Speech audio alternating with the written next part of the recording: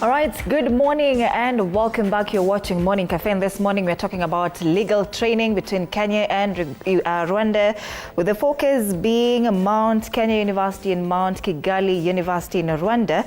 There's an exchange program there which is just starting, according to what I'm getting just right now. And joining me in studio are Dr. Ezekiel Oira, just right next to me, the Dean of Students, the School of Law at MKU Kenya, and Professor Fractus Bigirimana, the Dean of Students, School of Law at Mount Kigali University, that is in Rwanda. Welcome, gentlemen. Thank you very much. All right, I want us to start with the basics, Dr. Oira. Could you give us a brief overview of what this exchange program is about and how it aims to just better the legal training in both Kenya and Rwanda? Yeah, thanks a lot, and good morning, viewers. Mount Kigali University is our sister university, which started in January this year. That's basically the School of Law. The other programs have been running for quite some time, but the School of Law, Mount Kigali, started in January. They have currently the first cohort of students, then first year. And we at Mount Kenya School of Law, we started in 2009. We have a multiplicity of legal programs that we are administering. So as our sister university, Mount Kigali School of Law came to learn on what we are doing in Kenya and how they can revamp their own program in Kigali. Yes. All right. Prof, from Rwanda's perspective, what does this exchange program aim to bring to your students there? I understand that just in the first year, but what do you intend to achieve? Thank you very much, Madam, for your question. As a new school, we just we want to learn from our sister school, Mount Kenya University, from his experience. Exchange is about sending our students and Mount Kenya to see what they are doing. And lecturers also, they can just visit in Kenya. And on the other side, Kenya also can come in Rwanda to teach, for us not only teach, also mentorship for our student, our new student. We started in January, I said already. Yeah. We want just to learn from this, our university, our Mount Kigali, is created by Mount Kenya. It was Mount Kenya, Rwanda, but now is Mount Kigali is autonomous, is independent. So we expect just to run from them. We started already. Our students now are here in Kenya. We are different activities have been just done together. Student from Rwanda and student from Kenya. So we can just give some examples of the activities. For example, they had a moot court competition where our students, they are at their beginning training of legal training. They experienced how pleading techniques are used in this moot court. They also shared about mediation. There was a session on mediation whereby our new student presented their knowledge in mediation, and on the other side also the student from Mount Kenya, and this helped them to assess themselves, how far we are in this matter. And the public also, there was another activity where, as a lecturer, I presented a public talk on the jurisdiction of Gacaca in Rwanda. So this presentation was appreciated by a student from Mount Kenya because they don't know about Gacaca, which was a home solution for resolving cases on the genocides against Tutsis in Rwanda. Yeah. So we want, in brief, to beneficiate experience from our sister university, our sister school, School of Law, Kenya. Here in Kenya. Yeah. All right. Dr. Ira, how is the reception so far with these students coming in Kenya to learn? How are they finding it here? Quite ecstatic. They have really appreciated what we do. They have learned a lot because we have a wealth of experience, a lot of resources, and we've done a lot in terms of laying groundwork for pushing legal studies further. So they have been exposed, as you've been told, to our mooting system, our mode of delivery of studies. They have visited various institutions with which we work in Kenya, like the prisons, like the Supreme Court, and they were at our campus.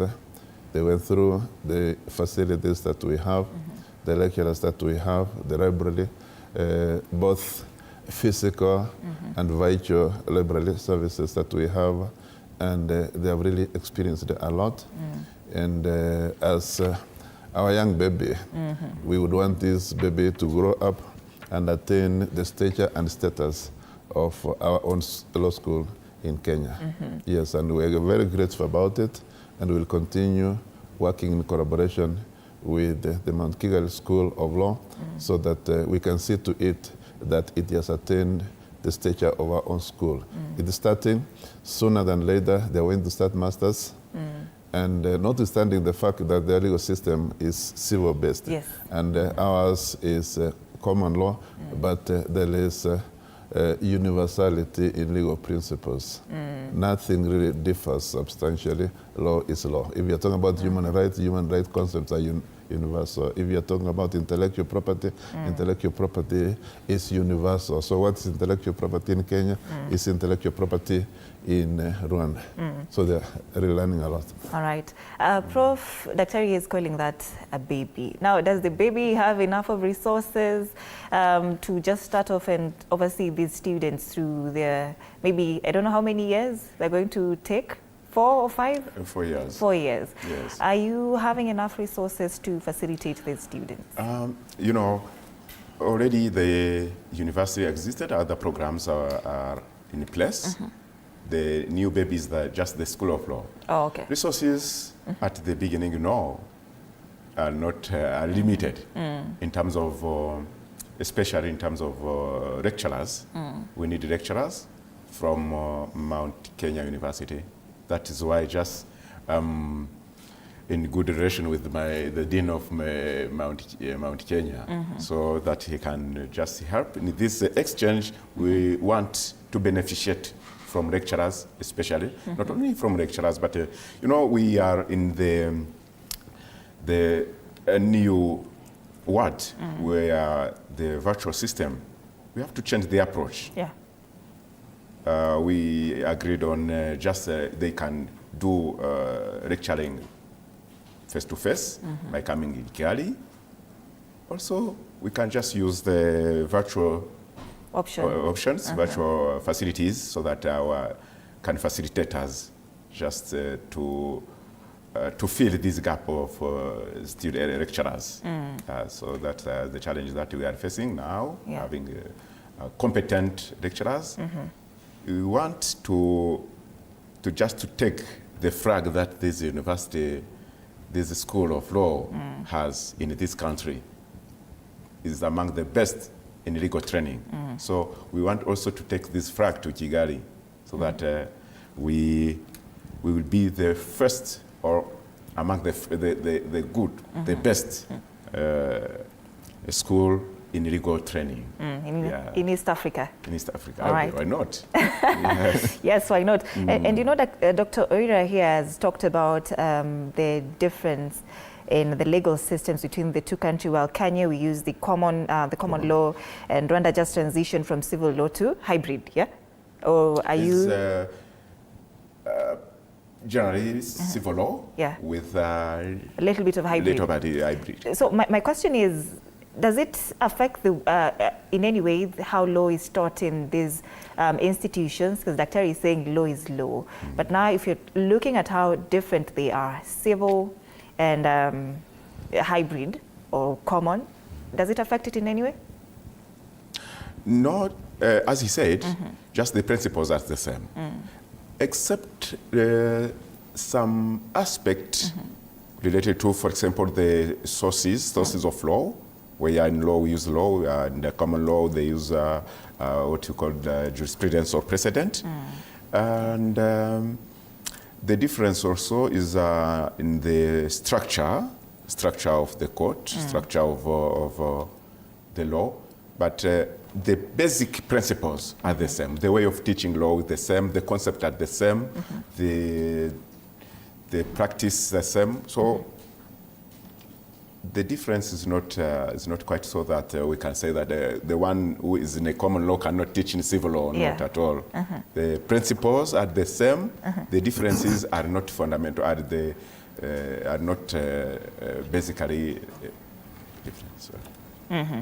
So what you're trying to say is this program also prepares students to just practice law outside the national borders. Because when you look at globalization, we have lawyers who practice law just beyond what they practice or the countries. We have Kenyan lawyers practicing in Uganda. So does this exchange program offer that as well, Dr. Yes, perfectly.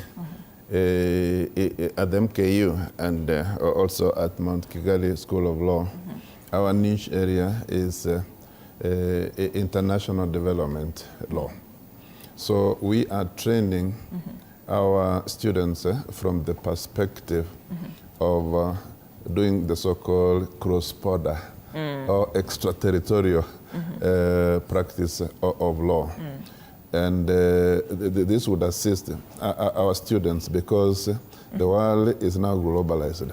It's a small village because of technology, and we need to move out beyond our national frontiers and practice law. And this is one advantage that MKU and its own baby have over the rest who train teachers in law, lawyers, strictly who are geared towards practicing law locally. And in an integrated society like ours, we need lawyers with that broad view of law. Yes. So these students, after their university or their course study, do they now get internships in both countries, Kenya and Rwanda, Prof? I have seen the East African community legal framework. We have students from Uganda, even Tanzania, who join our Kenya School of Law. So it's possible that those students, if they want, they can join our Kenya School of Law or any other school of law that has been accredited by the Council of Legal Education to offer what's called ATP. Advocate training program. Yes. The exchange is not only limited on Kenya, teaching. Oh, okay. Yeah, exchange also is about industrial attachment. Industrial attachment is an internship. Yeah. So, as we are just at our building, we will just improve our collaboration, our partnership, including internship, whereby some student come here to do their internship in court, in a different institution, in partnership with Mount Kigali, Mount Kenya. Then on the other side, why not student from Mount Kenya not join our institutions in Rwanda? So this is just to facilitate or to change the approach of teaching. We are no longer teaching for our domestic or our own country, no. We are teaching for the community, even to go beyond teaching East African community, so that they can, our graduate from Kigali can easily practice not only in Rwanda, in Uganda, Kenya, and why not in international level. That is, the exchange is broader as we are just limiting on teaching, not at all. Yeah. So language barrier is not an issue at all, because when we look at Rwanda, they have Kinyarwanda, French, and English as well. But Kenya, you know, we have English and Swahili. So I don't think really we should be talking about a language barrier anymore, even as Kenyans are striving to know many other global languages like French, Chinese, Spanish, and others, so that we can fit in a global context. We cannot be living in our own cocoon that it's English. We shall be disadvantaged. We should be like a country like Senegal, which has a lot of international public servants out there because of the fact that they are adopted a policy in which all the Senegalese students used to do several other international languages. Additionally, the official language, one of the official languages of East Africa community is Swahili and English. And you can see my colleague, the dean, in spite of the fact that his initial training was in French, le français, and now he can effectively communicate in English. So we don't want this to be a barrier. Yeah. And one of the subjects mostly that we would introduce in our studies in order to make international development law a reality is to introduce one of the or two international foreign languages so that our students can also equip themselves in terms of language capability. And we had thought of French and Spanish, even at our own school of law. Yes. Prof, we talked about now some of the challenges that you are facing, of course, in Kigali. Yeah. This school of law is just starting, it's a baby, as we've talked about. But are the Rwandan students facing any difficulties in terms of adjusting with the Kenyan legal training? You know, they are just at their beginning. I am with them with about 1 month, or two months, okay. January, February. So as we are struggling. They don't have any, they are not well equipped just so that they can say that we are facing this, because even the questions that they asked was the basic ones. They was basic, not yet, they are not yet becoming good lawyers, as you can say. So they are learning and learning, they are trying, they are moving on. So the challenges, they cannot be avoided in any training challenges like this. As we said, language barrier, but they're still young. They are young people. They are not like us.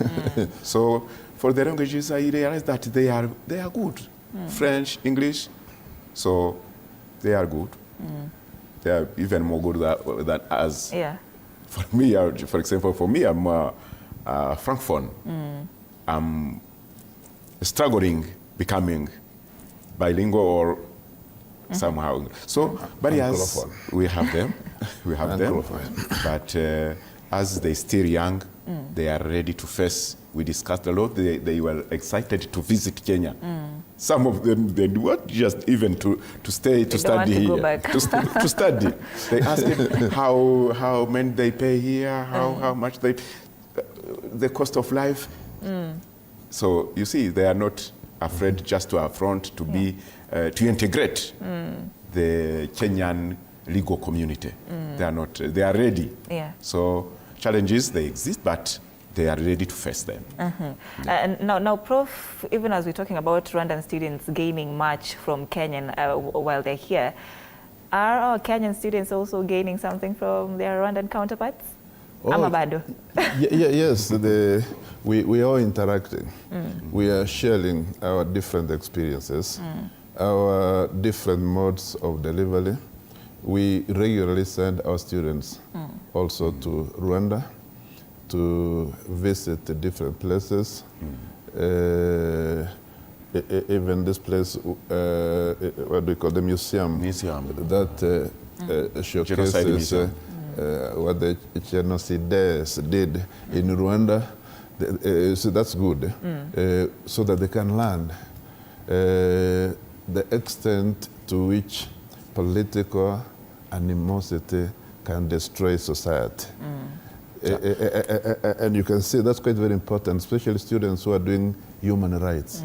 So they go to Rwanda and go to the museum and see all those skulls of innocent women, men and children who were butchered. And then they come back and propagate the message that peace is quite very important for the progress and development of any other country. Yes. Yeah, to supplement,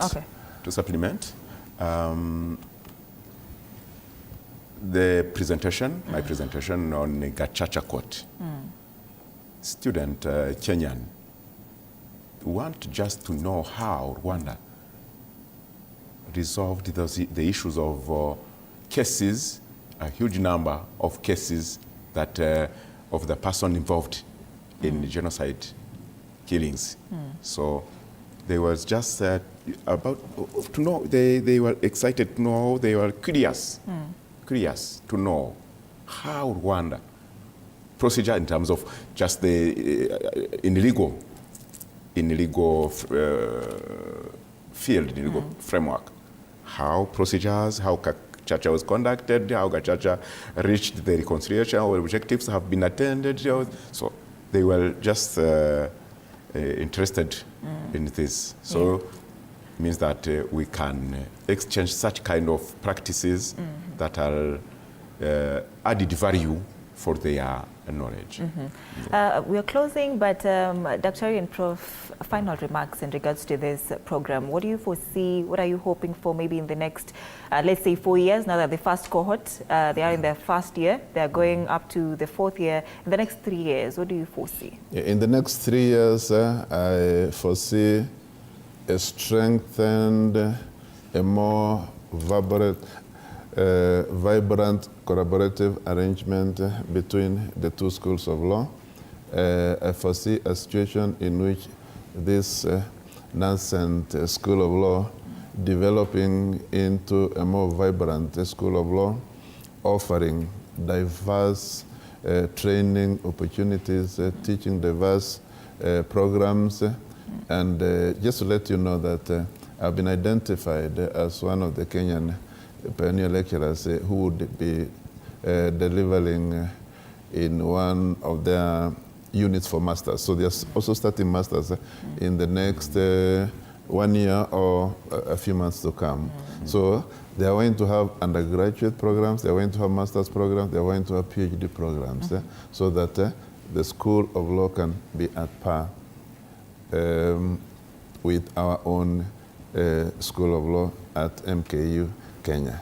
So I'm seeing a collaborative arrangement which will have the effect of even giving an added dimension of strengthened East African cooperation. Yes. Prof, your final remarks?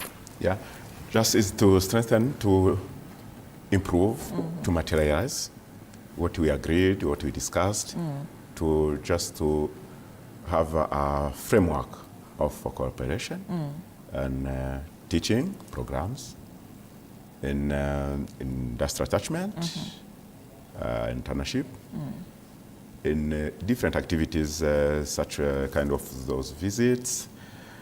As said before, we are in a moving world with the digitalization. So we can just focus on this so that we can regularly have together activities. If we have a conference, they have a conference, seminar to join through virtual practices, virtual channel. So just we want to reinforce this collaboration. All right. Thank you so much, gentlemen, for making time for us here on the show. That is Dr. Ezekiel Oira, Dean, Mount Kenya University School of Law, and Professor Factus Bigirimana, I apologize for that, Dean of Students, Mount Kigali University in Rwanda. We're taking a very short break. We're coming back with a discussion ahead of International Women's Day this Saturday. Stay with us.